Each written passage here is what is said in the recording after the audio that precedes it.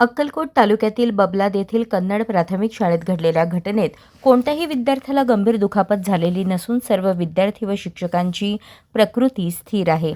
घटनेची माहिती मिळताच जिल्हा परिषदेचे मुख्य कार्यकारी अधिकारी कुशल जैन, प्राथमिक शिक्षणाधिकारी कादर शेख, अक्कलकोटचे गटविकास अधिकारी यांनी स्वतः बबलाद येथील शाळेत घटनास्थळी भेट देऊन पाहणी केली।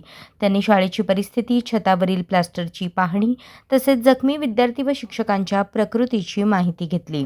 त्यानंतर जिल्हा परिषद अध्यक्ष दीपक वैद्य, उपाध्यक्ष तथा अर्थ व बांधकाम समिती सभापती इंद्रजित पवार यांच्या प्रमुख उपस्थितीत आयोजित पत्रकार परिषदेत मुख्य कार्यकारी अधिकारी कुशल जैन यांनी घटनेची वस्तुस्थिती स्पष्ट केली। जिल्हा परिषद प्रशासनाने तातडीने दखल घेत आवश्यक वैद्यकीय सुविधा उपलब्ध करून दिल्याने सर्व जखमींना उपचारानंतर सुरक्षितपणे घरी सोडण्यात आले।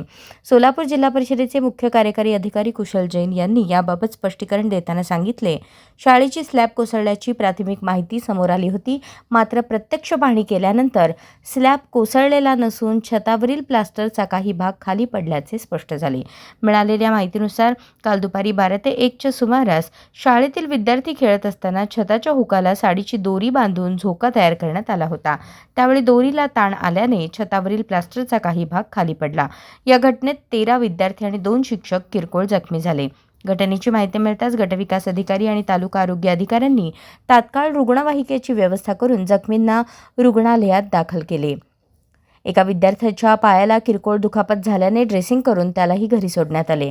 सध्या एकही विद्यार्थी किंवा शिक्षक रुग्णालयात उपचार घेत नसून सर्वांची प्रकृती स्थिर आहे असे प्रशासनाकडून स्पष्ट करण्यात आले। दरम्यान शाळेची इमारत धोकादायक नसल्याचेही सीईओ कुशल जैन यांनी स्पष्ट केले।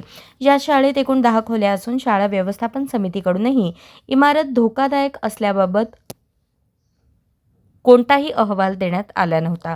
मात्र विद्यार्थ्यांनी छताच्या हुकाला साडीची दोरी बांधून झोका खेळणे आणि त्यावर आवश्यक देखरेख न राहणे ही बाब प्रशासनाने गांभीर्याने घेतली आहे। भविष्यात अशा घटना घडू नयेत यासाठी संबंधितांना आवश्यक सूचना देण्यात आल्या आहेत। या प्रकरणी मुख्याध्यापक व गटशिक्षणाधिकाऱ्यांना कारणे दाखवा नोटीस बजावण्यात आली असून संबंधित शिक्षकांच्या भूमिकेचीही चौकशी करून नियमानुसार प्रशासकीय कारवाई केली जाणार आहे। सध्या एकही विद्यार्थी किंवा शिक्षक रुग्णालयात उपचार घेत नसून सर्वांची प्रकृती उत्तम आणि स्थिर आहे अशी माहिती मुख्य कार्यकारी अधिकारी कुशल जैन यांनी पत्रकार परिषदेत दिली। अशाच नवनवीन अपडेटसाठी जनता राज्य न्यूज चॅनलला सबस्क्राईब करा, लाईक करा आणि शेअर करायला विसरू नका।